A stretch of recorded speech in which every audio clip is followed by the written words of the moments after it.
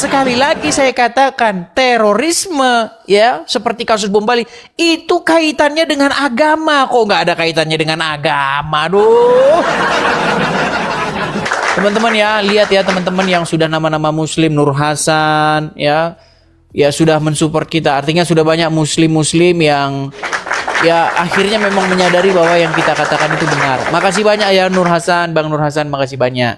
Dikatakan bahkan iblis itu adalah bapak segala dusta. Jadi iblis itu dia bapaknya, rajanya dia segala dusta. Nah, di dalam agama Anda tadi, Anda pun sudah mengakui bahwa Muhammad mengizinkan umat muslim boleh berdusta di dalam 3 perkara, betul? Teroris tidak ada kaitannya dengan agama. Loh, ada kok nggak ada, gimana? Teroris banyak, Pak. Di Vietnam punya Buddha yang menzalimi orang Muslim. Apakah Buddhanya salah, Pak?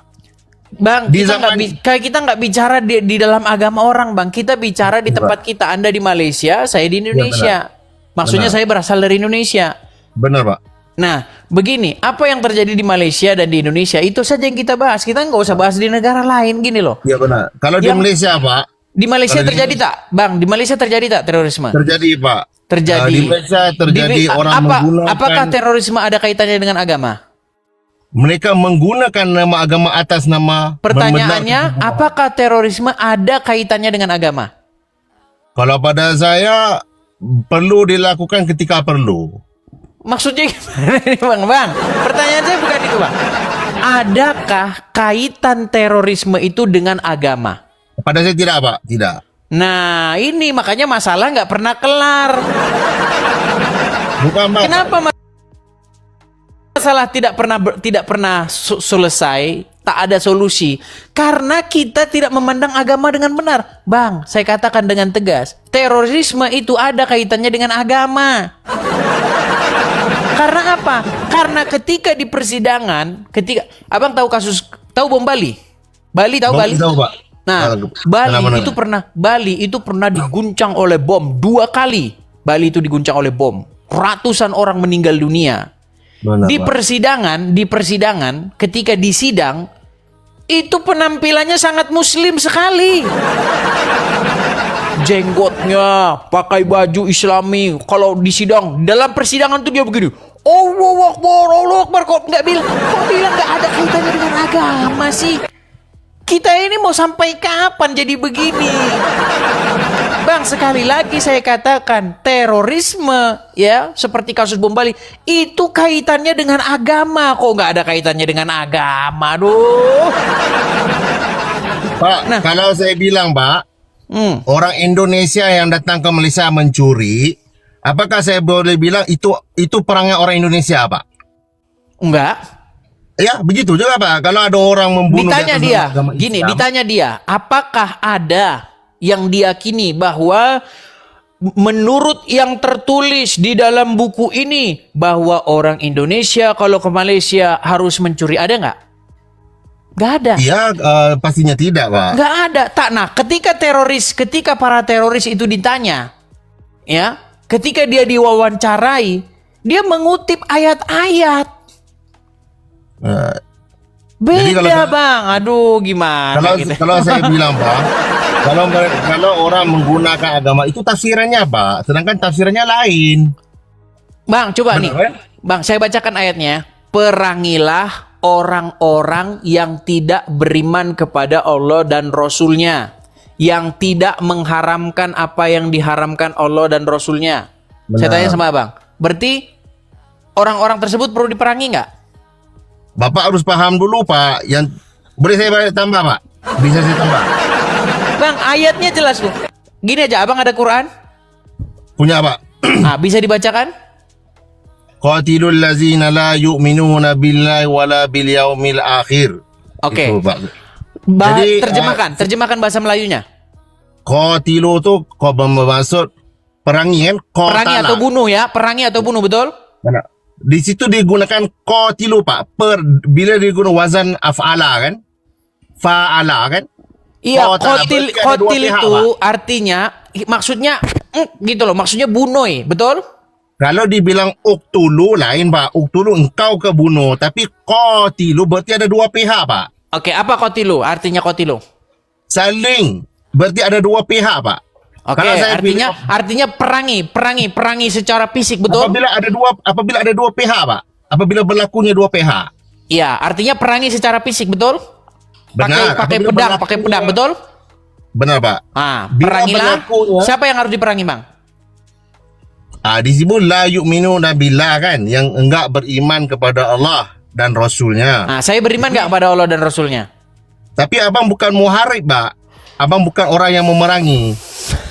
Kalau di dalam negara Islam bahkan ada kafir zimmi, ada kafir muahad, ada kafir harbi Itu Pak. tidak ada dalam Quran, Bang. Gini loh, Bang, dengarkan ya Bang ya. Saya sudah belajar Al-Quran selama 13 tahun. Tidak ada kafir jimmi, kafir mu'ad. Nggak ada. Di Quran mana itu ada?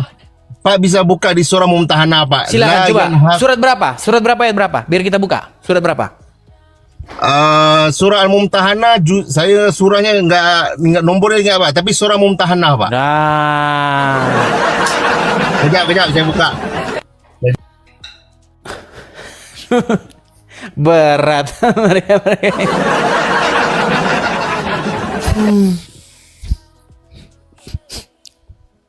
Di situ bukan disuruh memerangi orang-orang yang memerangi. Orang-orang yang tidak beriman yang disuruh diperangi di situ. Masa membedakan itu saja nggak bisa? Makasih Bang Barus, makasih teman-teman yang support saya, terima kasih ya, terima kasih teman-teman. Pak, surah Mumtahanah Pak. Jangan keluar dari aplikasi Bang. Kalau Abang keluar dari aplikasi, Abang pakai satu HP, kita pun nggak dengar karena Abang terjeda. Halo? Sejak saya buka ya. Abang terjeda, jangan keluar dari aplikasi, harus pakai HP yang lainnya, pakai phone yang lainnya coba. Oke. Surah Mumtahanah ayatnya ke-8 Pak. Ya, silakan dibaca. Sebentar. Atau saya saja yang baca dari sini karena Oke. Abang Oke, punya HP surah satu ya. Surah Mumtahanah ayat 8 Bang ya. Ya, saya tahu tidak- ayat itu. Saya tahu ayat itu. Ayat itu tidak berbicara mengenai ada kafir jimmi, ada kafir mu'aqo, nggak ada. Kafir Ya, itu Pak, nggak ada dibeda-bedakan. Kafir itu ya kafir aja. Apa dibeda-bedakan? Nggak ada. Bapak mau saya sambung baca nggak Pak? Tak payah. Sebentar, saya baca saja. Ya.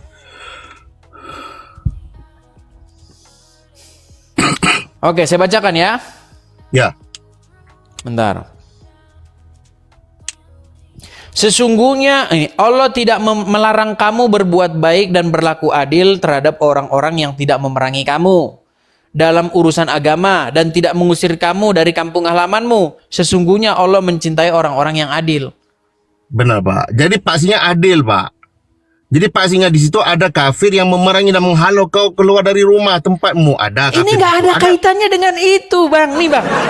Allah tidak melarang kamu berbuat baik dan berlaku adil terhadap orang-orang yang tidak memerangi kamu. Ya. Tadi premis pertama Bapak harus diperangi semua orang kafir yang nggak beriman, benar.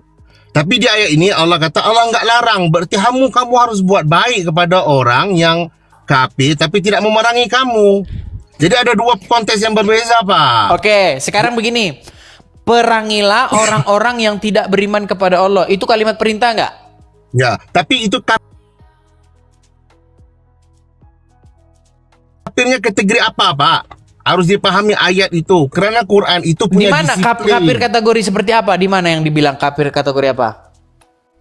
Pertama ada kafir yang kita panggil harbi Pak. Di Quran surat Harbi. berapa itu?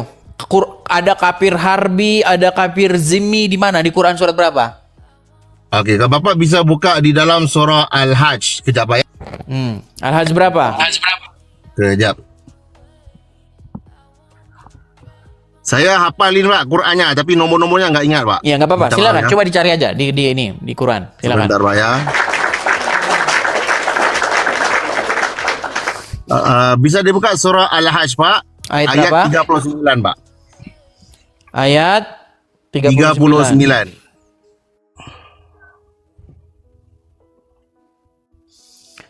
Baik, saya bacakan surat Al-Hajj ayat 39. Tidak diizinkan bagi orang-orang yang diperangi karena sesungguhnya mereka telah dianiaya dan sesungguhnya Allah benar-benar Maha Kuasa menolong mereka itu. Di mana di sini ada kafir harbi, kafir jimmi di mana?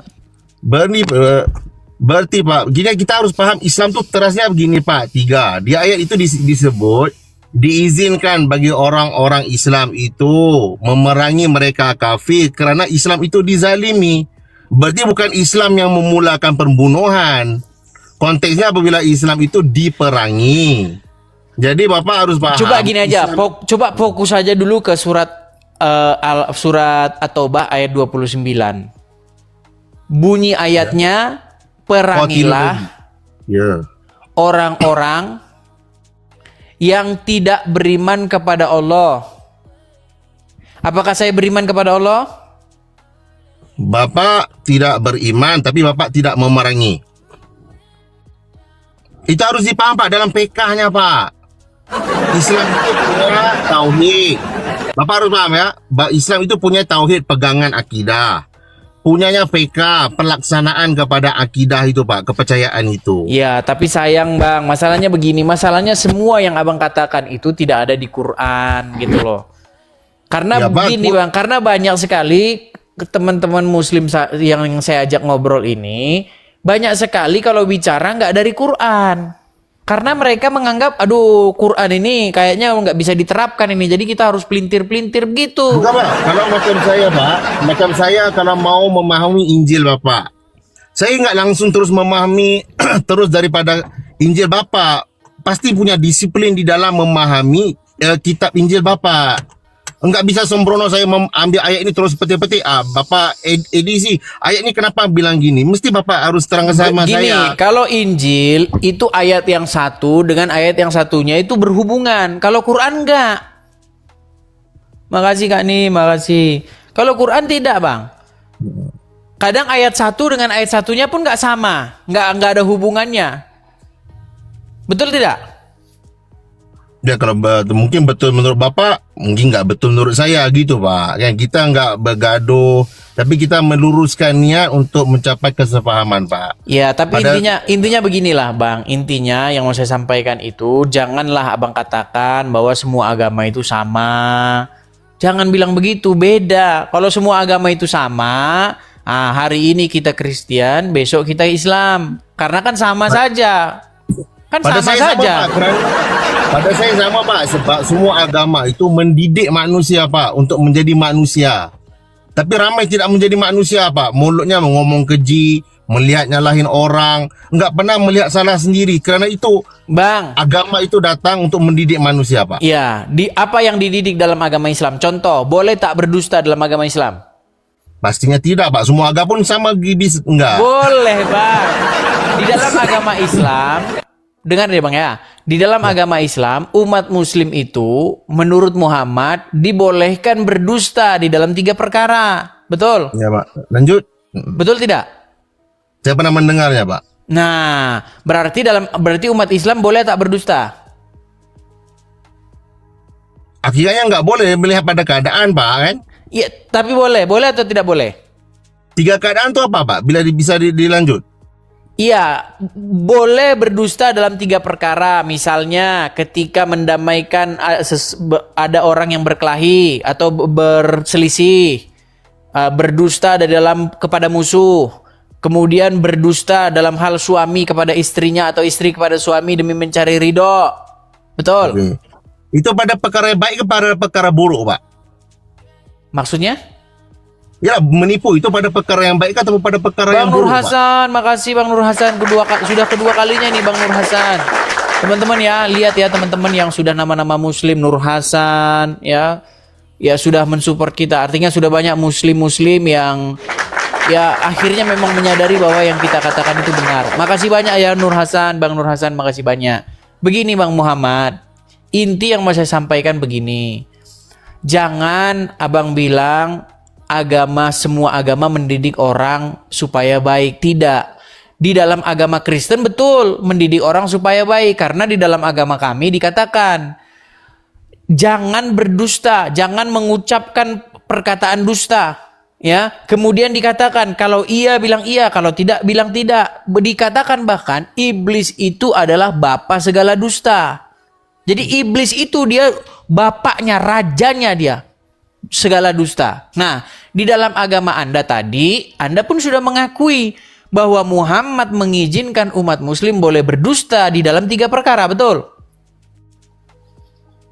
Nah, lanjut Pak. Nah, artinya kita beda. Jangan bilang sama-sama mendidik orang supaya jadi baik. Tidak, Bang. Kerana Pak, kalau pada kami Islam Pak, kami memperincikan yang dikatakan wisdom Pak, kebijaksanaan. Contoh, saya kerja Pak, saya keluarga, kan? Saya punya tanggungan anak bini, isteri saya nggak bekerja Pak. Oke?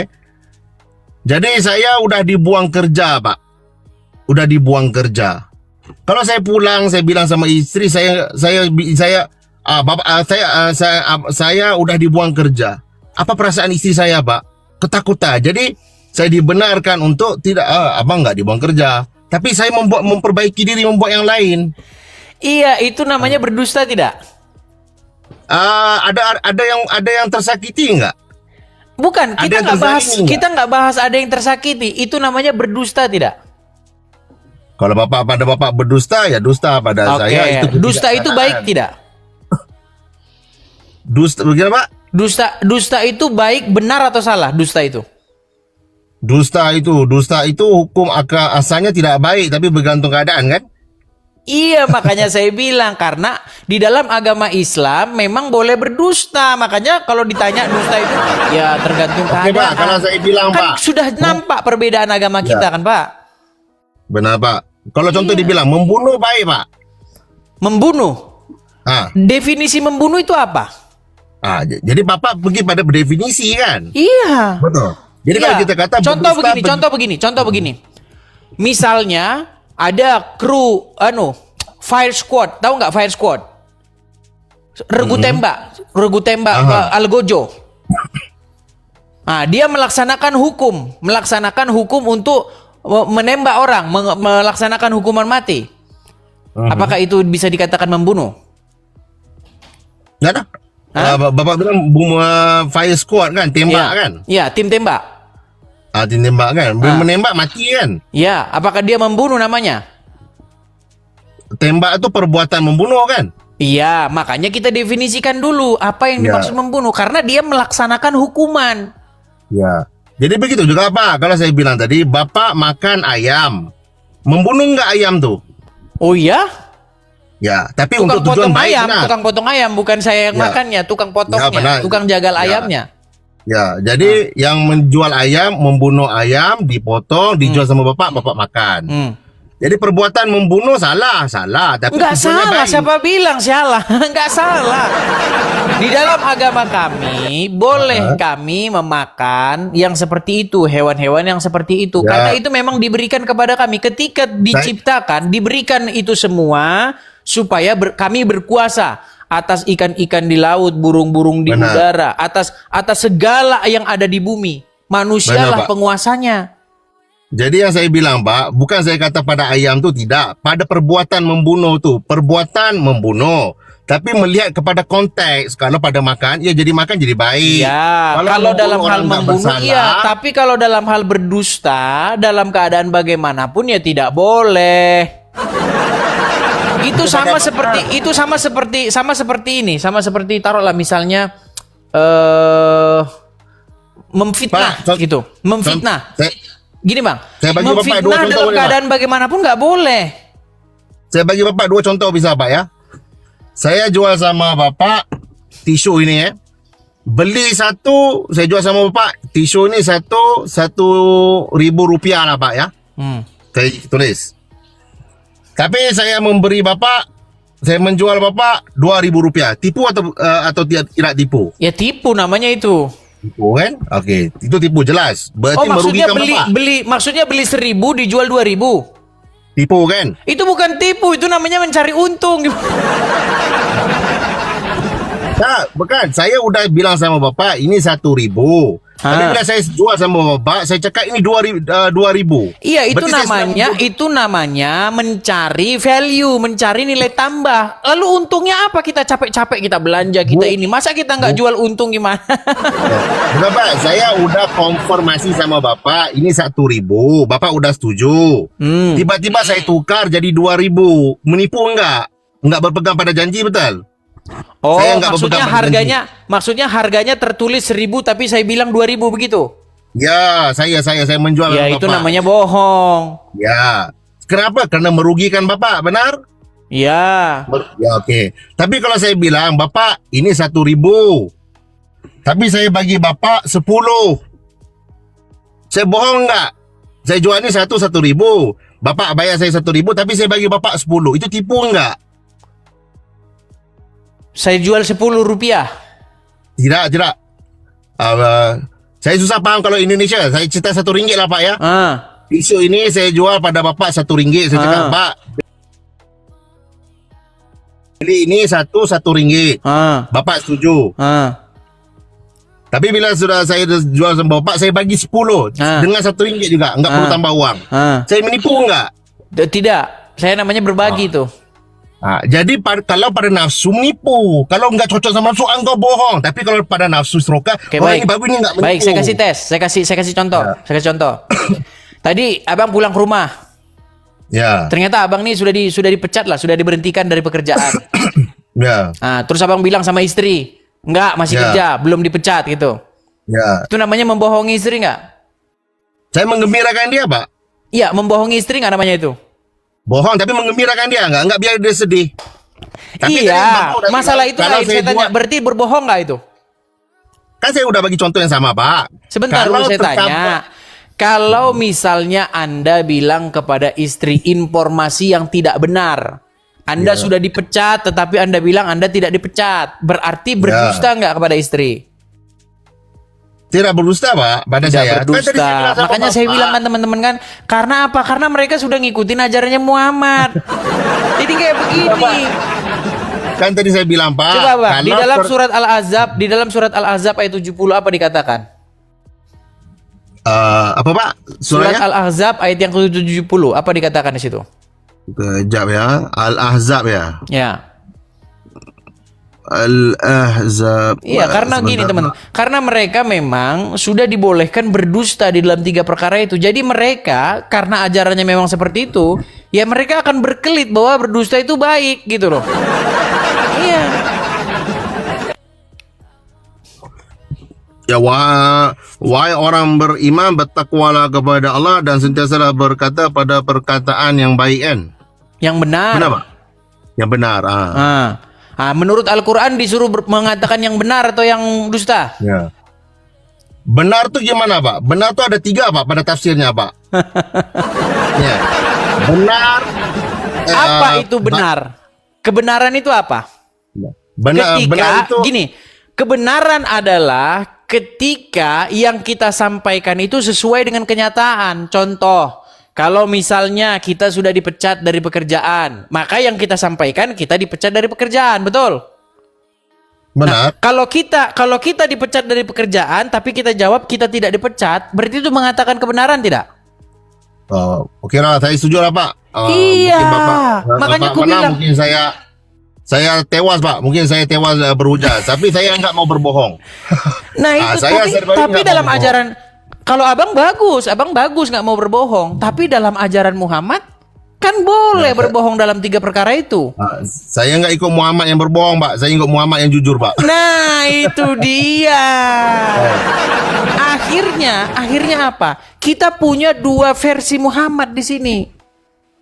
Abang mengikuti Muhammad yang jujur, tapi sayang Muhammad yang jujur adanya di mana? Sementara kalau Muhammad yang mengajarkan boleh berdusta adanya di hadis. Tapi memang begini, Bang. Kalau kita tanya sama orang muslim, betul nggak Muhammad tuh bergelar Al-Amin? Ya, dia bergelar Al-Amin, seseorang yang dapat dipercaya. Bagaimana mungkin, Bang, orang yang dapat dipercaya bergelar Al-Amin yang terjujur? Saya kalau ikut akal, ikut nafsu saya, banyak mau saya jawab persoalan Bapak kan. Tapi saya fikir saya bukan mau menjawab persoalan untuk memenangkan Islam kah, mengalahkan, tidak. Bagi saya agama semua udah benar. Agama mengajar kebaikan, agama jangan berbohong, hormatin orang tua, jangan menghujat orang lain. Yang diajarin agama sentiasa melihat kesalahan diri. Jadi saya sentiasa melihat adakah saya ini sudah sempurna, jujur saya. Karena para nabi itu Pak, kenapa kesemua nabi-nabi itu menjadi nabi Pak? Kerana mereka mengatakan, mengucapkan dan membuat dengan perbuatan Pak. Karena itu mereka menjadi ikutan Pak. Baik semua nabi Pak. Nabi Yesus, Nabi Isa kah, Ayub kah, Sulaiman. Mereka bercakap, mereka melaksanakan Pak. Karena itu menjadi ikutan orang. Tapi beda dengan Muhammad, Bang. Muhammad tidak seperti itu. Kalau abang bilang Muhammad gini, apakah Muhammad itu layak menjadi panutan, menjadi ikutan? Ayo, kita mau bahas ke situ. Nih, kalau memang benar Muhammad itu layak menjadi panutan, menjadi ikutan, maka apa yang dulu diperbuat Muhammad dilakukan sekarang sebagai contoh itu menjadi contoh yang baik, betul? Benar Pak. Kalau pada saya nggak ambil Pak, nggak ambil peduli Pak cerita tu. Ada yang bukan, bilang ini bukan masalah abang tidak ambil peduli. Menurut literatur Islam, menurut kitab-kitabnya orang Islam, Sahih Muslim, Sahih Bukhari. Kalau pada pengajian saya Pak, punya periwayatan berbeza Pak di dalam memahami 6 tahun ataupun 16 tahun Pak. Nggak ada riwayat yang mengatakan 16 tahun Bang, nggak ada. Punya Pak, itu punya kajian takhrij dalam coba gini. Saya memberikan challenge kepada Muslim, ya. Coba tunjukkan di kitab hadis Bukhari mana, di kitab Sahih Muslim mana yang mengatakan umur Aisyah 16 tahun ketika dinikahi Muhammad. Nggak ada, Bang.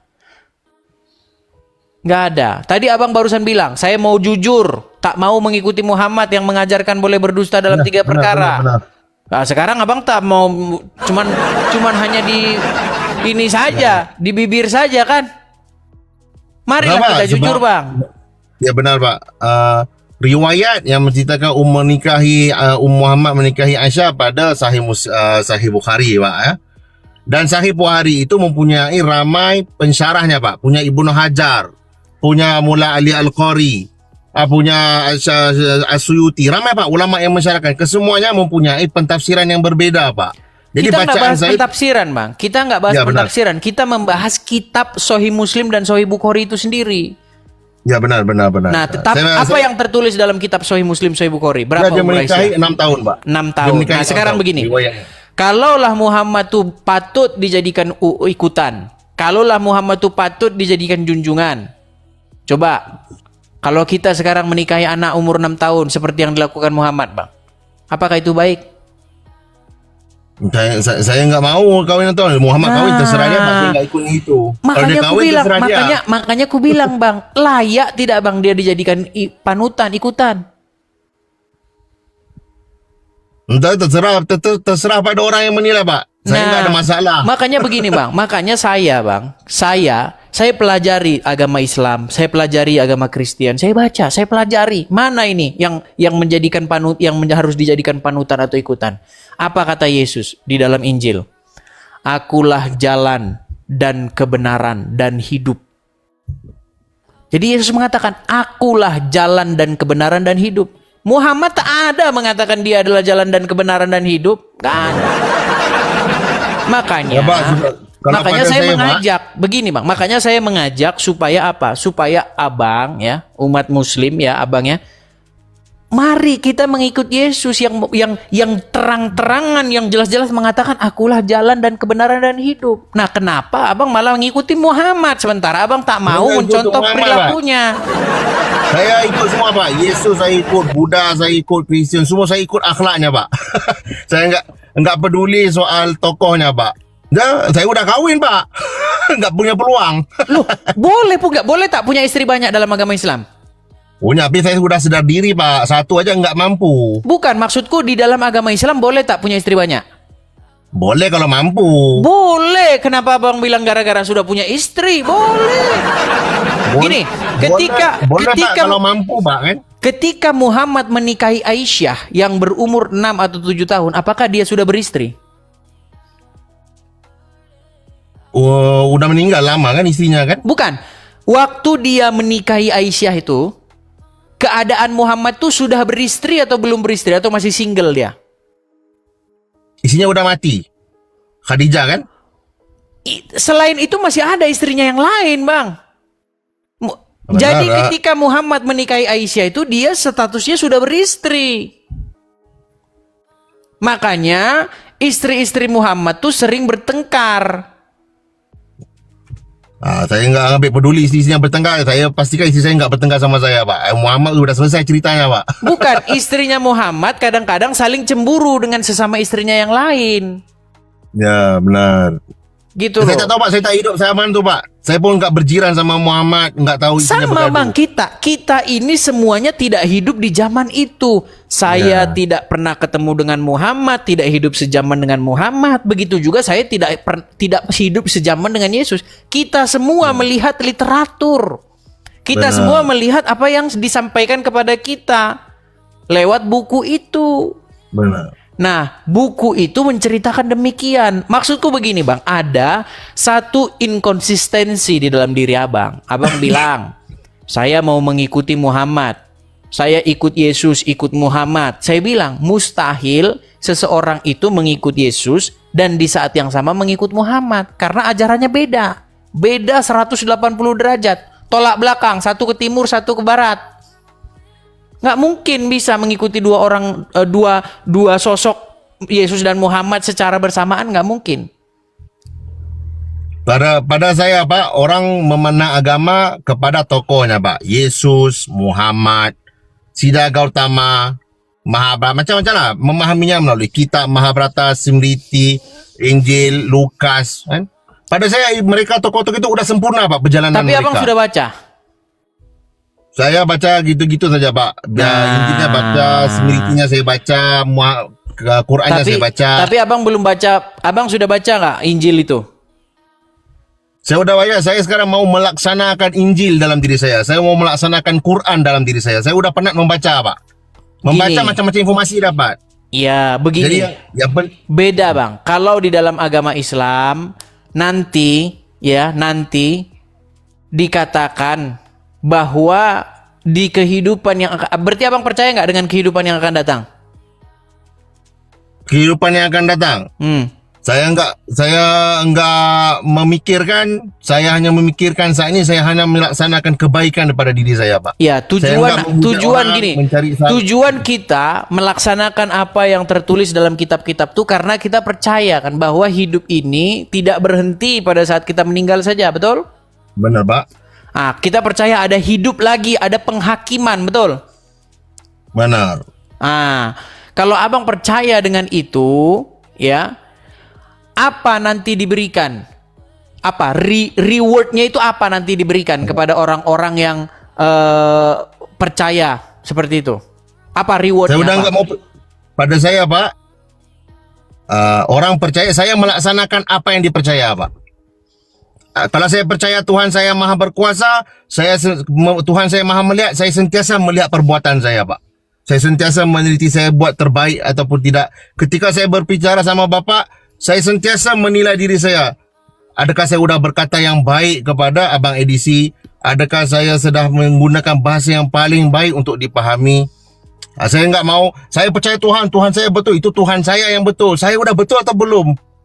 Saya bilang, Muhammad, Yesus saya, itu Muhammad, itu Yesus. Mereka udah betul. Saya ini udah betul atau belum? Betul pada percakapan saya, Ya. pada perilaku saya. Maksud saya begini, Bang, biar kita tidak salah paham ya, Bang, ya gini. Ya, Pak. Kalau Abang mengikuti Muhammad, mustahil Abang mengikuti Yesus. Kalau Abang mengikuti Yesus, mustahil Abang mengikuti Muhammad karena yang diajarkan oleh dua sosok ini berbeda jauh. Yesus Ya, mengajarkan saya enggak melihat ajarannya, Pak. Saya melihat perilakunya, Pak. perilakunya Saya pun udah beda nggak- jauh. Perilakunya pun beda jauh. Contoh. Yesus ketika melihat orang yang sakit, kerasukan, dirasuki setan, kena sihir dan lain sebagainya, disembuhkan. Yesus menyembuhkan orang yang kerasukan. Nah, sedangkan Muhammad di dalam literatur agama Islam, betul tak dia disihir? Ya, dikatakan disihir ya. Iya. Tapi saya nggak lihat setan yang rasuk tuh Pak. Saya melihat saya setannya Pak. Saya udah memandang di luar Pak. Setan sihir itu. Agak berat saya ngomong udah sama abang ini. enggak ambil rusing Pak. Saya melihat saya yang setan Pak. Oke, ini contoh nih bang. Abang pernah dengar ini nggak? Satu ketika ada seorang ibu-ibu atau seorang istri dari seorang laki-laki pernah datang kepada Muhammad. Dia bertanyalah sama Muhammad nih, perkara ada seorang laki-laki yang tinggal di rumah dia ini. Namanya itu Salim. Oke? Nangkap nggak? Abang nangkap nggak? Bang, saya mau tanya, abang punya masa lagi nggak? Kok saya udah ambil masa abang lama sangat, kok ada orang lain mau Masih naik? nggak apa-apa, santai saja di sini, santai. Gini. Ada seorang wanita yang sudah punya suami, tapi di rumah mereka ini tinggal seorang laki-laki juga, namanya itu Salim. Dia dikatakan sudah berjanggut, sudah berkumis, laki-laki ini. Nah, suami dari perempuan ini cemburu. Karena si Salim ini sering keluar masuk rumah, padahal si Salim ini adalah tangan kanannya dari suaminya sendiri. Satu saat mengadulah perempuan ini kepada Muhammad. Dia mengadu, "Wahai Rasulullah, aku lihat di wajah suamiku, ya, ada raut kecemburuan karena si Salim yang sering keluar masuk rumah. Padahal si Salim itu adalah budaknya dia, pembantunya dia." Apa kata Muhammad? Tahu nggak abang apa kata Muhammad terhadap perempuan itu? Tak tahu Pak. Abang kalau dengar ini nanti abang terkejut nanti. Muhammad berkata, susuilah orang itu. Disuruh menyusui si Salim itu yang membuat cemburu suaminya. Lalu suami itu bilang begini, "Wahai Rasulullah, bagaimana mungkin engkau menyuruh aku menyusui si Salim itu? Dia udah dewasa." Katanya Muhammad di dalam riwayat itu dia tertawa. Muhammad tertawa dan berkata, "Saya tahu dia sudah dewasa," katanya. Lalu setelah dilaksanakan oleh perempuan itu, setelah disusui si Salim itu, besoknya lagi entah beberapa saat berikutnya lagi, dia datang kepada Muhammad. "Sekarang sudah tidak kulihat lagi bahwa suamiku Abu Huzaifah namanya cemburu lagi. Akibat dia sudah susui si Salim itu." Coba saya tanya dulu sama abang. Apa pendapat anda tentang itu coba? Saya nggak ribut Pak masalah susu tuh Pak. Saya nggak ambil peduli Pak. Saya minta maaf Pak. Saya nggak ambil peduli Pak. Iya, ini namanya berat bang kalau seperti ini kita diskusi bang. Nah, saya minta apa Pak? Yang saya punya pengetahuan saya jawab. Yang saya nggak punya saya nggak jawab. Kalau ada pun saya tahu, saya nggak ambil ribut Pak. Saya nggak mau dibilang ambil sampah yang di luar, masuk di kepala saya, mikirin pening-pening. Sampah saya pun nggak terbuang Pak. Sampah dalam diri saya pun nggak terbuang lagi. Ya, jadi itu Pak.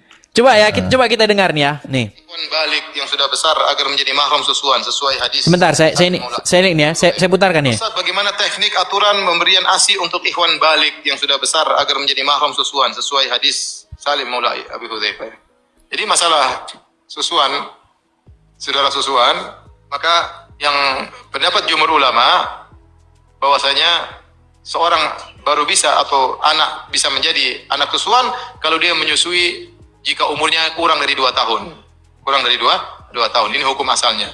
Nah, bagaimana kalau sudah balik, sudah umur 14, 15, apakah masih bisa menjadi anak susuan? Maka ini ada khilaf di kalangan para ulama.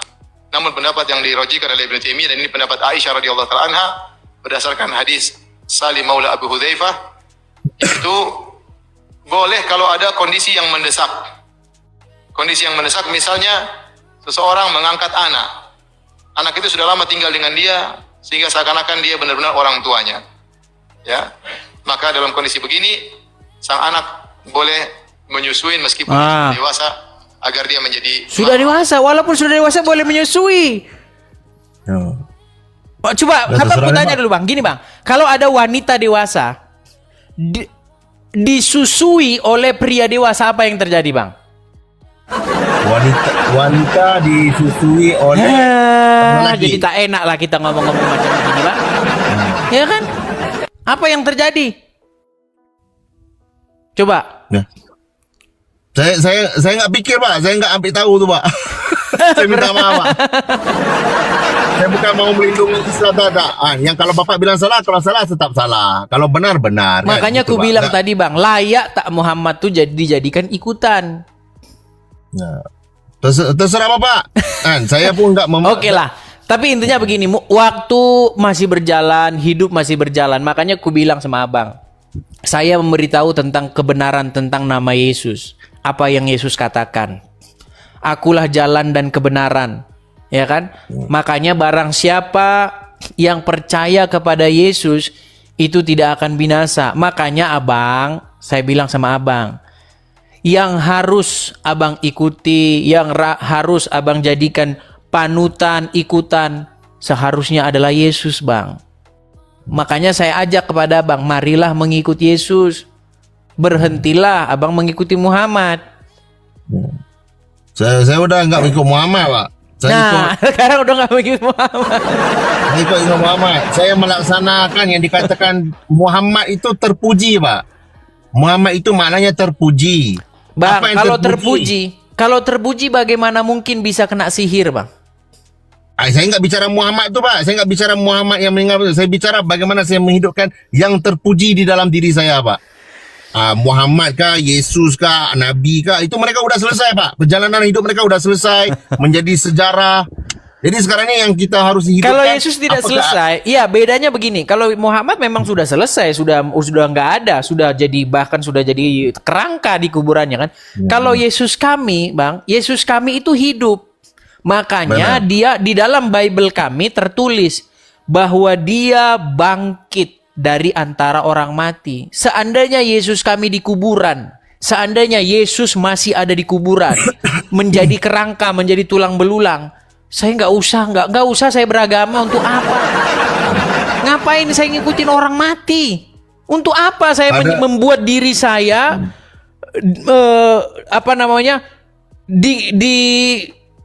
membuat diri saya ini dipimpin sama orang mati? Untuk apa?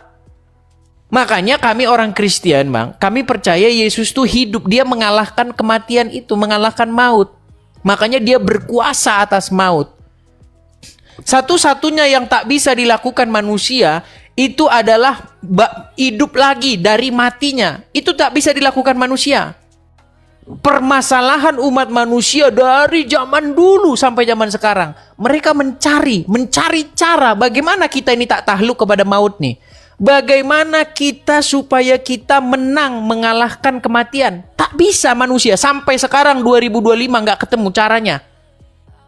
Tetapi Yesus, dia membangkitkan orang mati. Bahkan dia sendiri bangkit dari antara orang mati.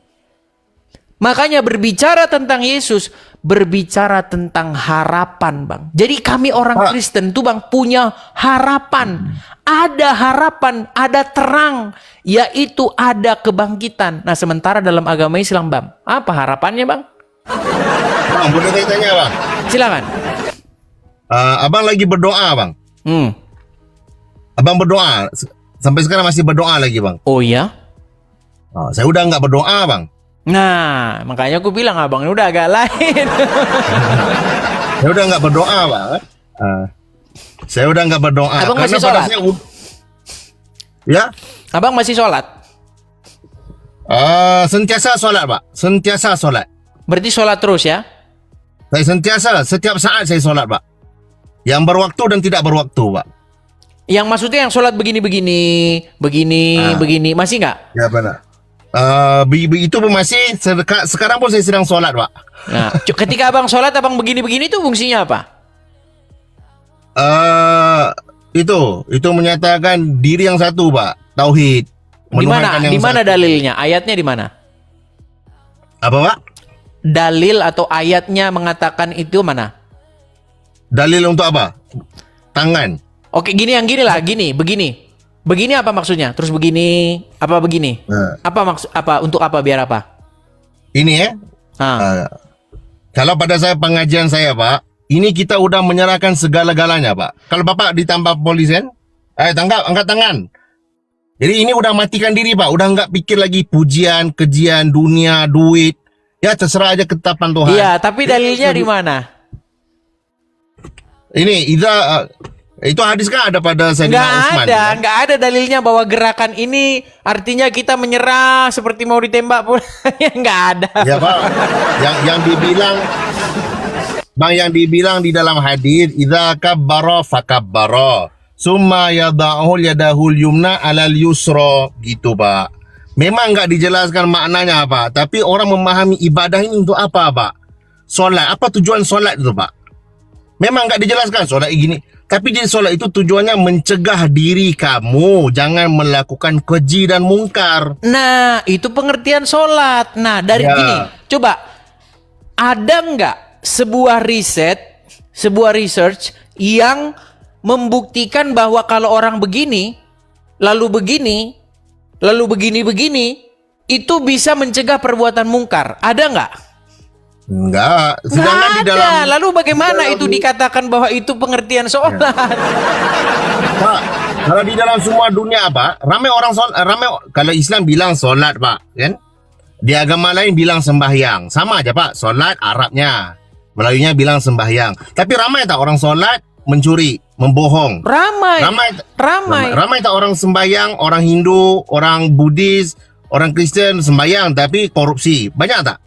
Makanya aku bilang Bang, pengertian kalau dalam agama Kristen itu Bang, tak ada Bang ritual-ritual tak berguna itu buat apa? Nggak ada gunanya. Ya enggak masalah solat Nah, enggak solat. di dalam Kalau Bang, di dalam agama Kristen, apa sih pengertian Kristen itu?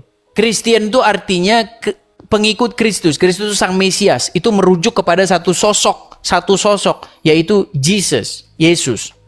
Nah, menjadi Kristen artinya menjadikan sosok itu, Yesus itu, sebagai Tuhan, sebagai penguasa, sebagai raja, sebagai satu otoriti di dalam dirinya. Itu berbicara tentang Kristen. Bukan begini. Nggak ada itu. Gitu loh. pada saya saya nggak bilang gitu Pak. Bapak semayang di gereja, saya nggak bilang tidak berguna Pak. Terserah Bapak, itu ajaran Bapak. Saya hormati. Bukan. Maksud saya begini. Intinya adalah bagaimana kita itu hidup dengan cara menjadikan Yesus itu sebagai raja di dalam diri kita. Dia memerintah hidup kita ini. Nah, kalau Yesus memerintah, artinya dia menjadi otoriti. Nah, kalau dia menjadi otoriti, hidup kita itu sesuai dengan apa yang dia mau. Jangan mencuri, jangan korupsi, ya, dan seterusnya. Kita melakukan kehendak dia. Seperti apa kata Yesus? Barang siapa percaya kepadaku, ia melakukan apa yang ku ajarkan kepadanya. Apa yang kuperintahkan kepadanya. Itu saya bilang Pak, saya udah bersih Islamnya lain Pak. Saya udah nggak berdoa Pak. Bapak berdoa teruskan Pak. Saya nggak menyalin Bapak berdoa, tapi saya punya kepahaman agama lain Pak. Kalau saya masih lagi berdoa Pak, berarti Tuhan saya belum mencukupi saya Pak. Saya berani aja mengajari Tuhan saya. Tuhan berikan aku kekayaan. Oh, apakah sekarang ini engkau mau mengajarin aku? Kata Tuhannya maha mengetahui. Kok diajarin? Diperintah-perintah. Jadi saya ini udah nggak duduk pada doa Pak. Kan? Tapi abang masih melakukan ritual-ritual yang begini-begini. Ya, saya semayang Pak, tapi saya mengingatkan diri saya Pak, bukan untuk diberi pada Tuhan Pak. Saya semayang, di dalam mengingatkan diri ketika abang melakukan ritual begini itu, Anda berkomunikasi dengan siapa di dalam saya sholat bercakap itu? sama diri saya Pak. Saya melakukan apa yang saya ucap Pak. Contoh, saya bilang semayang, A'udzubillahi minasyaitonirrajim Pak ya. Bahasa Arabnya. Apa maksudnya? Aku berlindung kepada Allah daripada syaitan yang direjam. Saya mengingatkan diri saya jangan menzahirkan sifat-sifat syaitan yang udah dibenci. Gini Bang, kalau abang bilang A'udzubillahi minasyaitonirrajim, aku berlindung kepada Allah dari godaan setan yang terkutuk, betul? Benar? Nah, sekarang Bang, kalau orang mengucapkan demikian, maka dia punya harapan supaya dirinya itu tidak digoda oleh setan. Tidak. Betul? Tidak, saya nggak pemahaman gitu, Pak. Terus Saya gimana? nggak pemahaman gitu. Terus gimana? Saya mengucapkan, saya mengingatkan diri saya. Saya bukan membaca syaitan yang di luar, Pak. Syaitan di luar masuk kepala saya menghasut, selalu saya disihir, enggak. Saya membaca, saya jangan membuka sifat-sifat syaitan pada diri saya. Sifat itu kan udah direjam. Syaitan itu sifat-sifat terkeji, Pak. Berdusta, menganggap diri lebih baik, bercakap besar. Tapi berbohong. syaitan itu pribadi loh di dalam Al-Qur'an, bukan sifat.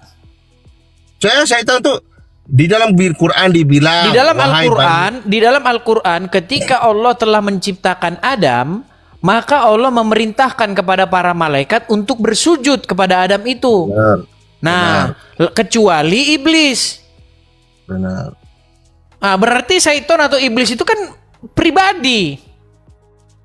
Kalau pada versi Islam, Pak, bisa saya tambah, Pak? Silakan. Saya nggak tahu versi Kristiannya gimana, Pak. Tapi versi Islamnya setelah Adam Hawa termakan buahnya khuldi yang dibilangnya itu, iblis itu dilaknat Tuhan, Pak. Dalam Quran. Ya, berarti iblis atau syaitan itu dia pribadi atau sifat. Oke. Bisa saya lanjut dulu, Pak? Silakan. Oke. Tapi iblis minta penangguhan berikan kepada aku sehingga hari kiamat. Aku akan sesatkan semua manusia. Dia nggak bilang Islam, mau Kristian, Cina, Budi, tidak. Iya, Dia bilang artinya dia berarti pribadi kan? Bisa saya lanjut dulu, Pak? Ya, silakan. Oke.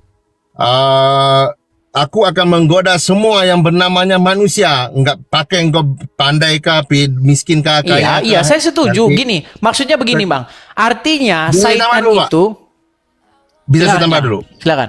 Kecuali hamba engkau yang ikhlas. Nah. Kecuali hamba engkau yang ikhlas. Ini aku enggak bisa. Nah, artinya syaitan tidak bisa menggoda orang yang beriman dan bertawakal kepada Tuhannya, betul? Jadi harus dipaham ikhlas itu apa, Pak? Iya, sebentar dulu, Bang. Menurut Al-Quran di dalam surat An-Nahl ayat ke-99, sesungguhnya syaitan itu tidak akan bisa mempengaruhi orang yang beriman dan bertawakal kepada Tuhannya. Betul? Silakan Mungkin dicek ya, benar. surat An-Nahl ayat 99. Ya, benar. Coba dibaca dulu, Bang. Jangan-jangan nanti Abang pun tak tahu gitu loh. Coba dicek dulu. Kalau abang sebut Arabnya saya hafal, Pak. Kalau suruh dilihat nombornya saya nggak ingat. Nomor berapa, Pak? An-Nahl 99. 99. Ya.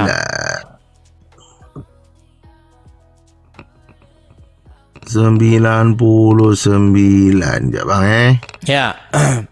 tapi kalau saya cakap, saya rasa susah juga cakap bahasa Indonesia ni. Nggak apa-apa. Saya cakap nggak apa-apa, Malaysia nggak lah, apa-apa, Bang, nggak senang apa-apa. abang boleh faham kan? Nggak apa-apa, kita bisa saling mengerti kok. Coba. Jadi kalau Innahu laisa lahu. Sultan. Coba baca, artikan. Sesungguhnya syaitan tidak mempunyai sebarang pengaruh terhadap orang yang beriman dan berserah bulat-bulat kepada Tuhan mereka. Nah, berarti syaitan bisa tak mempengaruhi orang yang beriman dan berserah bulat-bulat kepada Tuhan mereka? Dia bilang tu tidak kan? Tapi sekarang Muhammad betul tak dia kena sihir? Saya enggak baca tu, Pak. Saya enggak baca tu. Saya tidak ada jawapan. Menurut tadi Abang bilang ada loh riwayat. Abang pernah dengar tak riwayat? benar. Abang pernah dengar riwayat Muhammad terkena sihir? Saya pernah dengar riwayatnya itu Muhammad itu disihir oleh Labib bin Aqsab kerana kemudian di atas sihir itu diturunkan surah Qul a'udzu birabbil falaq. Nah, aku tanya sama Abang. Gini, Bang. Waktu Muhammad kena sihir tuh, dia kena pengaruh syaitan enggak? Nah, kalau ikut iyalah kot. Saya pun tak tahu, Bang. Saya baca. Sedangkan orang yang beriman dan bertawakal kepada Tuhannya bisa tak kena pengaruh setan? Dia dalam Quran tu tulis tak kan? Tak bisa. Berarti bisa tak Muhammad tu dikategorikan sebagai orang yang beriman dan bertawakal kepada Tuhannya? Saya tak tahu, Pak. Saya tak berani. Tak tahu lah. Saya tak ada. Sebab pada saya, Pak. Makanya saya pernah punya teman diskusi, namanya itu Pak Reza. Ya, setelah saya bangun satu konstruksi berpikir yang seperti itu, dia mengatakan, aku tak berani bilang Muhammad ini orang yang beriman, kata dia.